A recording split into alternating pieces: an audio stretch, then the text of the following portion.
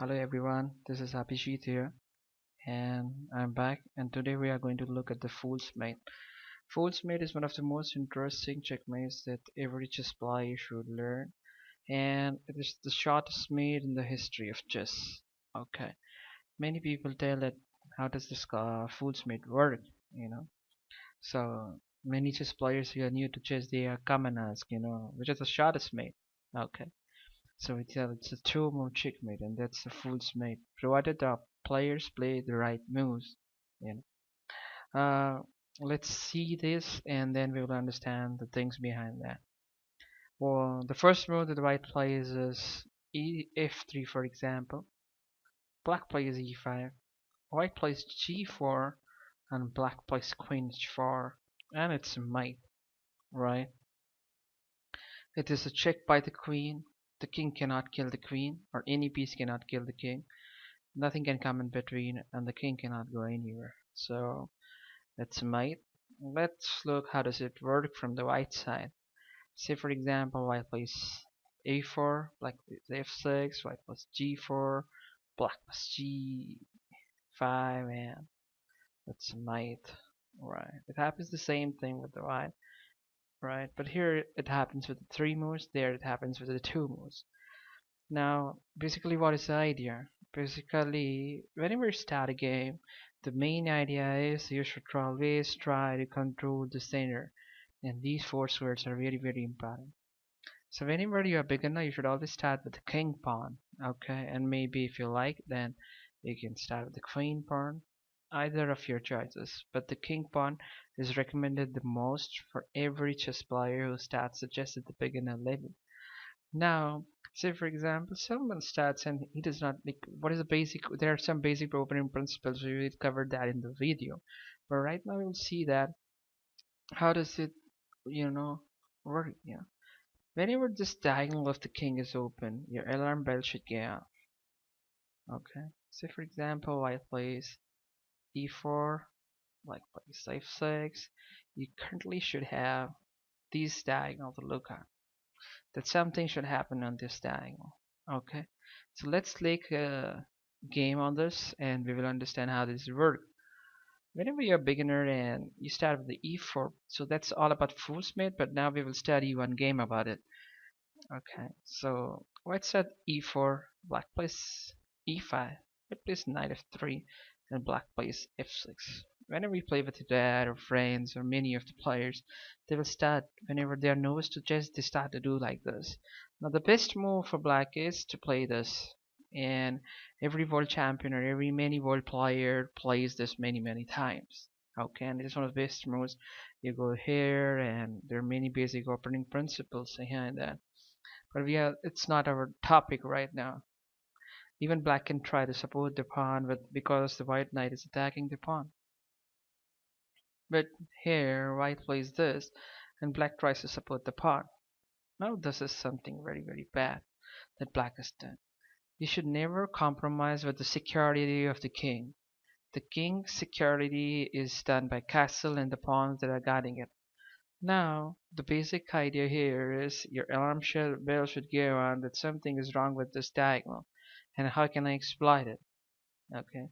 See, whenever so I give you a minute or so, you can find out the best move, and then you can pause the video and then see what is the best move. See, if you want to be a good chess player, the first thing what you should do is whenever you are being asked or any position is being given, you should always first try to think that if I am in that position, what is the best move that I can play, right? And then you should compare it with the other move, and you should compare what did you think and what did he think, what did the grandmaster think, or what does the best chess player think about it. And then you should try where do you lack. So slowly if you'll try to have that frequency of finding the good moves, and you can become a better chess player. If you just browse the moves, it's not going to work out. So you can pause the video for a minute and think about the best move. Now, the best move here is white can play knight takes c5. This is the best move. Why? You would think weird. Why he's giving the knight for a pawn? Because pawn is worth of 1 minute and knight is for 3 points, right? So black takes it. Okay. Now white gives a check. So now black has two choices. Either black can. Now what will white do is white takes the pawn and white attacks the rook. So black protects it and white takes it. So this is a bad move. Now let's look at the other way. White takes this, black takes this, white goes here, black goes here. And what can white do is this. The black king will move from its place only one way. And white can give a check with the bishop. Where black can go here. Then white can give a check here. Where the black can go here. Now I will ask you to take a minute and think for the best move. Now the best move is, the thing is that you should either remember that the bishop and the king are in the same diagonal, right? So if you uncover this pawn, you get a check from the bishop. At the same time, you control the center. Now black has only one choice, to push the pawn. Say for example, black plays the queen for this to stop the check. Then what we can do is we can just checkmate. So that's not possible. So black will place this move. Now what do you think? What should white play? I give a minute for you to think. Now white cannot take the bishop takes pawn because black can take it, white can take it, and black can take it. So that's not possible. So white fights a very interesting idea, and that's one of the most important moves in this game. White fights a very interesting move, h4. Now this is, the pawn is called a pin. Once you learn some chess tactics, the pawn is pin. The pawn cannot move. The pawn cannot capture the pawn here, right? Because this pawn is pin. Okay. So black thinks that he will support the pawn with the idea of that if white kills the pawn, then black will support it with the bishop. Then if white kills the bishop, then black can also capture with it, and that's fine. But white has something new in his mind, and that's very interesting. White takes the pawn, and it's a double check. Right. Whenever you have a double check, you have to remove the king out of the check, and that's very important. Remove the king out of the check, it's when you have to double check. Because if you try to remove the check from the rook, you cannot stop the check from the pawn. And if you have a check from the pawn, you can stop the check from the rook. So the only one way that is left is king here. And now it's checkmate in one more. Checkmate. So just 11 moves and the game is over. Let's recall the whole game. Alright. So when you play e4, the opponent plays e5, you play the knight f3, he plays f6. And now you should always have the alarm bell to think that something is wrong with this diagonal and I need to exploit it. So you take the pawn, he takes the pawn, you give a check. If it moves the pawn, then you can take the rook, so you're winning the game. If it doesn't push the pawn in between, if it moves the king, then you can give a check. It moves here, bishop check, goes here, queen check, and now double check.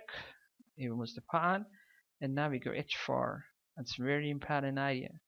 Bishop e7, double check, king goes here, and it's a mate. This is a very important model game for every chess player, and everyone should have this game by heart. Okay. There's one more way that many players play this, try and support it. You can other way is you can play this, for example, knight here. Now what's the idea of yours is you want to give a check because the diagonal is open. So say for example black plays this, then white can give a check here. Now black tries to support it and stop it with the pawn, then you take it. He takes it, and then you get your rook.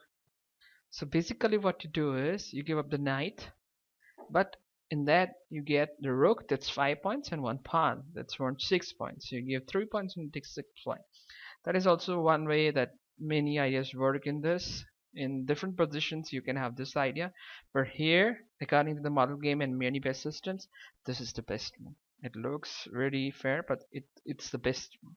Okay, so I show you two ways how you can exploit the diagonal and the fool's mate, the shortest mate in the history of chess, the fool's mate. Okay, so whenever you play chess, you should always look for this. Hope you enjoyed the video. If you like the our video, press the like button and subscribe, and do share, so it will help us to encourage to make more and more videos. Thank you. Bye bye. Take care. Have fun and see you in the next video. Bye bye.